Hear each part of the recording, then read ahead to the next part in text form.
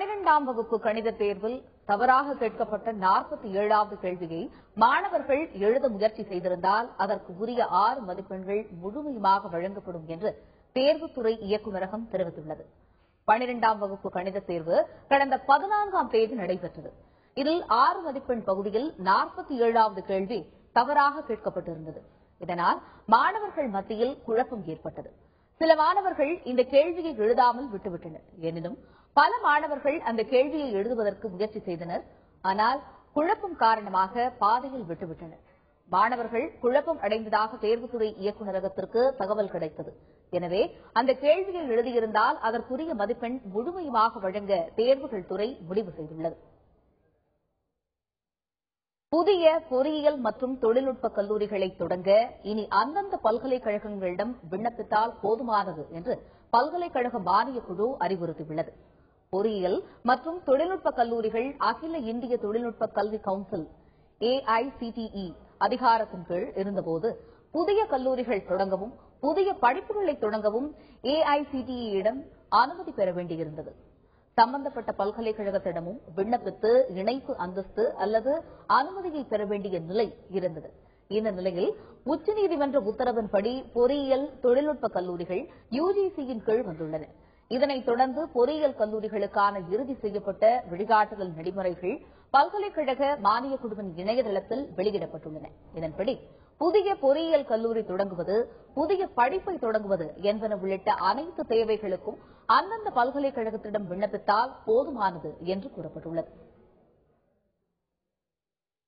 இணையதள சந்தைப்படுத்தல் தொடர்பான வேலைவாய்ப்புகள் அதிகரித்து வருகின்றன.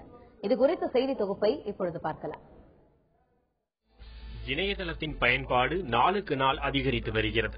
இணையதள உபயோகிப்பாளர்களை குறிவைத்து பொருட்களை சந்தைப்படுத்துதலும் அதிகரித்துள்ளது. சமூக வலைதளங்கள், கூகுள் உள்ளிட்ட தேடுபொறிகள், மின்னஞ்சல்கள் ஆகியவற்றின் வழியே பொருட்களை சந்தைப்படுத்துதல் நடவடிக்கைகள் தற்காலத்தில் தீவிரமடைந்துள்ளன. இணையதளத்தில் பொருட்களை வாங்குவோரின் எண்ணிக்கையும் கணிசமான அளவு அதிகரித்திருக்கிறது. இணையதளத்தின் வழியே பொருட்கள் வாங்குவது நேரத்தையும் செலவையும் மிச்சப்படுத்துவதாக மக்கள் கருதுகின்றனர். இந்த சூழ்நிலையில் இணையதள சந்தை வல்லுநர், சர்ச் இன்ஜின் ஆப்டிமைசேஷன் எனப்படும் SEO வல்லுநர், social media optimisation, email marketing, blog உருவாக்கி சந்தைப்படுத்துதல் உள்ளிட்ட இணைய தொழில்நுட்பங்களை தெரிந்திருப்பவர்களுக்கு ஏராளமான வேலை வாய்ப்புகள் கொட்டி கிடக்கின்றன. இதற்காக பல்வேறு படிப்புகளை பல்வேறு நிறுவனங்கள் வழங்கி வருகின்றன. அதில் digital media marketing program, advanced program in search engine marketing, social media marketing program போன்ற படிப்புகளை படித்தால் வேலை வாய்ப்புகளை பெறலாம்.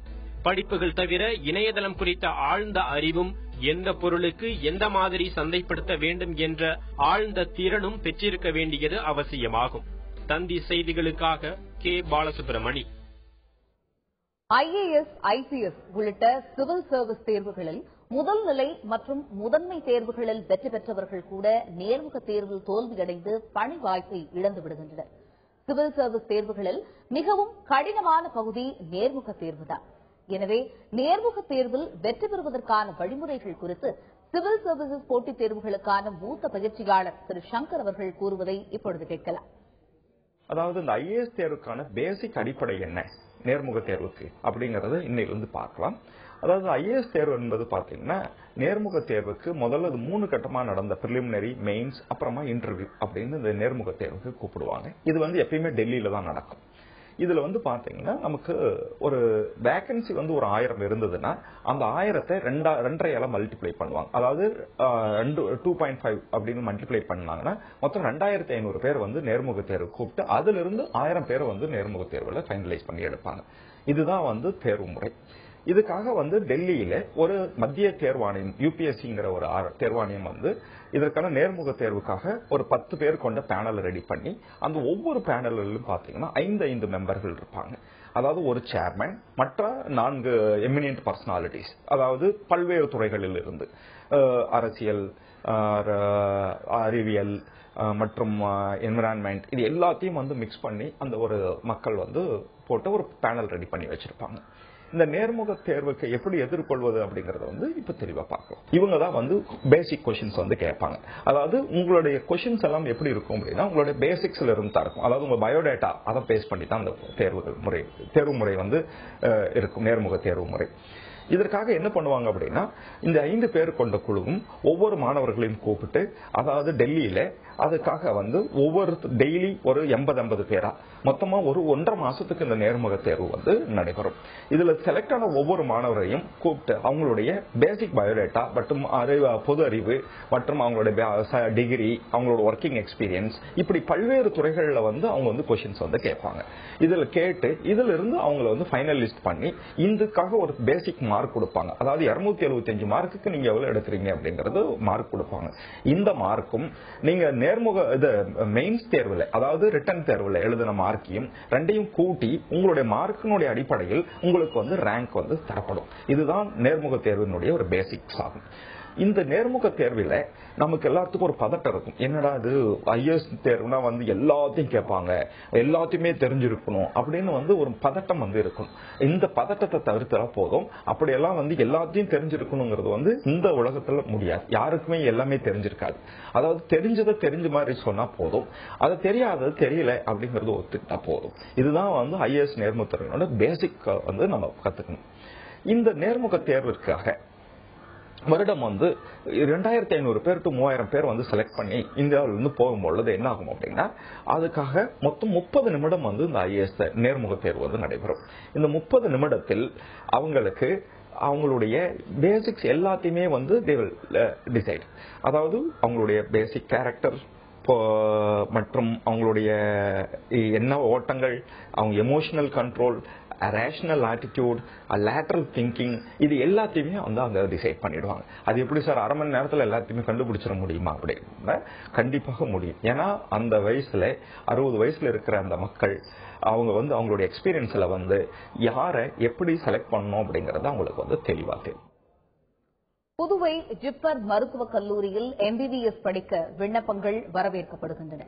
12ஆம் வகுப்பில் இயற்பியல், வேதியியல், உயிரியல், உயிர் தொழில்நுட்பம், ஆங்கிலம் ஆகிய பாடங்களை எடுத்து படித்தவர்கள் விண்ணப்பிக்கலாம். 1998ஆம் ஆண்டு ஜனவரி 1ஆம் தேதிக்கு முன்னர் பிறந்தவர்கள் அல்லது 2014ஆம் ஆண்டு டிசம்பர் 31ஆம் தேதியன்றோ அல்லது அதற்கு முன்போ 17 வயது பூர்த்தியடைந்தவர்களாக இருக்க வேண்டும். ஜிப்மர் மருத்துவக் கல்லூரி மருத்துவமனையின் இணையதளத்தின் வழியே நாளை 11 மணி முதல் மே மாதம் 2ஆம் தேதி மாலை 4:30 மணிக்குள் விண்ணப்பிக்க வேண்டும். ஆன்லைன் நுழைவுத் தேர்வின் அடிப்படையில் மாணவர் சேர்க்கை நடைபெறும். டெல்லி, சென்னை, பெங்களூர் உட்பட நாடு முழுவதும் உள்ள 36 மையங்களில் ஜூன் 8ஆம் தேதி நுழைவுத் தேர்வு நடைபெறும். 150 இடங்களும் இடஒதுக்கீட்டு முறையில் நிரப்பப்படும். கம்பெனி செக்ரட்டரி படிப்புகளில் சேர விண்ணப்பங்கள் வரவேற்கப்படுகின்றன. Institute of company secretaries of India சார்பில் பவுண்டேஷன் புரோகிராம், எக்ஸிகியூட்டிவ் புரோகிராம் ஆகியவை வழங்கப்படுகின்றன. பவுண்டேஷன் புரோகிராமில் சேர 12ஆம் வகுப்பு அல்லது அதற்கு இணையான படிப்பு படித்தவர்கள் விண்ணப்பிக்கலாம். எக்ஸிகியூட்டிவ் புரோகிராமில் சேர பட்டப்படிப்பு முடித்தவர்கள் அல்லது இறுதி ஆண்டு படிப்பவர்கள் விண்ணப்பிக்கலாம். பவுண்டேஷன் புரோகிராமில் தேர்ச்சி பெற்றவர்களும் விண்ணப்பிக்க தகுதியானவர்கள்.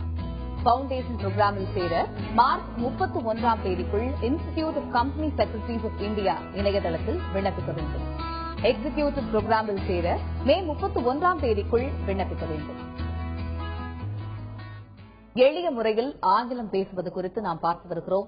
சென்னை தீநகர் ராமகிருஷ்ணா மிஷன் ஆசிரமத்தின் ஆங்கில பயிற்சியாளர் திரு எஸ் கணேசன் அவர்கள் பாடம் எடுப்பதை இன்று பார்க்கலாம். வணக்கம். நாம இந்த ஹேவ் ஃபார்ம் ஆஃப் வெர்ப்ல பாஸ்ட் பார்ட்டிசிபிள் ஃபார்ம் ஆஃப் வெர்பைஸ் கம்பைன் பண்ணி எப்படி ஒரு நெகட்டிவ் சென்டென்ஸ் ஃபார்ம் பண்றது, எப்படி ஒரு yes or no question form பண்றது அப்படிங்கறத பார்த்துட்டு இருக்கிறோம். போன கிளாஸ்ல நான் சொன்னேன் they have eaten the cake என்று. அப்ப have யூஸ் பண்ணால் அந்த பாஸ்ட் பார்ட்டிசிபிள் ஃபார்ம் பக்கத்துல eaten வருது, நாட் போட்டால் போதும். இப்போ சிங்குலர் வருது, the boy has spoken to the girl அப்படின்னு சொல்றோம். ஏன் has போட்டோம் உங்களுக்கு தெரியும். that person singular person. the boy has spoken. இங்க spoken என்பது past participle form of verb. இதை எப்படி நாம நெகட்டிவா மாத்துறது? the boy has spoken to the girl, the boy has not spoken to the girl. இப்போ has does plus have னு உடைக்கல. பொசஷனுக்கு verb has, have, had உடைச்சோம். இங்க பாஸ்ட் பார்ட்டிசிபிள் ஃபார்ம் ஆஃப் வெர்பை சேர்க்கும் பொழுது அந்த டூ டஸ் டிட்னு போட்டு உடைக்க தேவையில்லை. ஹேஸ் ஹேவ் ஹேடுக்கு பக்கத்துல நாட் போட்டாலே நெகட்டிவ் சென்டென்ஸா மாறிடும். அதே மாதிரி தான் எஸ்ஆர்னோ கொஸ்டின் கேட்கும் பொழுதும் அந்த ஹேஸத்துக்கு முன்னாடி போட்டீங்கன்னா it becomes an yes or no question. The boy has spoken to the girl. Has the boy spoken to the girl அப்படின்னு கேட்டா எஸ்ஆர்னோ கொஸ்டின் ஆயிடுது. அந்த ஹேஸ் அப்படியே தூக்கி போடணும். அப்ப has the boy spoken to the girl? Yes, the boy has spoken to the girl. No, the boy has not spoken to the girl. அவ்வளவுதான், முடிஞ்சு போச்சு. சோ எஸ்ஆர்னோ கொஸ்டின் கேட்கறதுக்கு பொசஷனுக்கு ஒரு rule, past participle form of வெர்பை use பண்ணும்போது இன்னொரு rule. இது ரெண்டையும் தெளிவா ஞாபகம் வச்சுக்கணும். பொசஷன் என்கிட்ட என்ன இருக்கிறது அப்படின்றது. I have a bike, we have a bungalow, you have a car அப்படின்னு சொல்லும்போது பொசஷன். ஐ ஹாவ் 2 brothers, I have not 2 brothers சொல்லக்கூடாதுன்னு சொல்லிட்டேன். I do not have brothers, I do not have 2 brothers. அப்போ பொசஷனுக்கு வெர்பை உடைக்கணும். பாஸ்ட் பார்ட்டிசிபிள் ஃபார்ம் ஆஃப் வெர்பை யூஸ் பண்ணும் பொழுது நாம வெர்பை உடைக்க வேண்டியதில்லை. அந்த ஹேவ் ஹேஸ் இடத்துக்கு முன்னாடி அப்படியே தூக்கி போட்டோம்னா it becomes yes or no question. Answer பண்ணும் பொழுது திரும்ப அந்த ஹேஸ் தூக்கி ஆன்சருக்கு என்ன பண்ணும்? The boy has spoken to the girl. Has the boy spoken to the girl? Yes, the boy has spoken to the girl. No, the boy has not spoken to the girl. அப்படின்னு நான் சொல்லி முடிச்சிடலாம். தொடர்ந்து பார்த்துட்டே இருங்க, நல்ல விஷயங்கள் தொடர்ந்து வருது. எளிமையான முறையில் ஆங்கிலம் பேசுவது குறித்து நாம் பார்ப்போம். தொடர்ந்து பிற செய்திகளை பார்க்கலாம். ஈவென்ட் மேனேஜ்மெண்ட் துறையில் ஏராளமான வேலை வாய்ப்புகள் உள்ளன. இது குறித்த ஒரு செய்தி தொகுப்பை இப்பொழுது பார்க்கலாம்.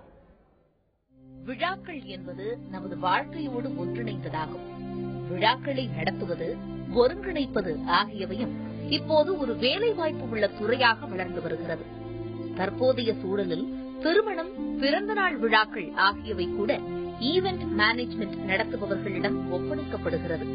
இது மட்டுமின்றி வணிக கூட்டங்கள், ஃபேஷன் ஷோக்கள், கண்காட்சிகள், வணிக கண்காட்சிகள், பத்திரிகையாளர் கூட்டங்கள், அரசியல் கூட்டங்கள் ஆகியவற்றை நடத்தும் பணிகளும் தற்போது ஈவென்ட் மேனேஜ்மெண்ட் நிறுவனங்களிடம் ஒப்படைக்கப்படுகின்றன.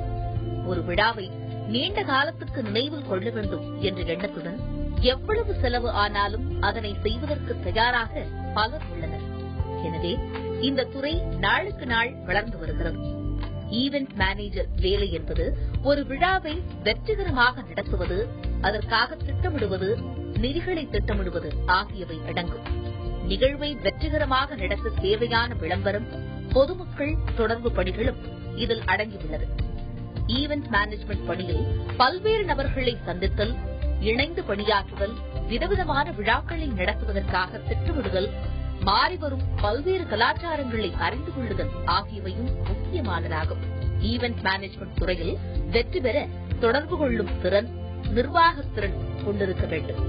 உங்களுடைய எண்ணங்களையும் நோக்கங்களையும் வாடிக்கையாளர்களிடம் எடுத்துரைக்கும் திறன் பெற்றிருக்க வேண்டும். ஒருங்கிணைக்கும் திறன், பிரச்சனைகளை தீர்க்கும் திறன் ஆகியவற்றை கொண்டிருக்க வேண்டும். பொதுமக்கள் தொடர்பு, நிகழ்வு மேலாண்மை மற்றும் விளம்பரம் ஆகியவை தொடர்பான பட்டய மேற்படிப்புகளை பல்வேறு கல்வி நிறுவனங்கள் வழங்கி வருகின்றன.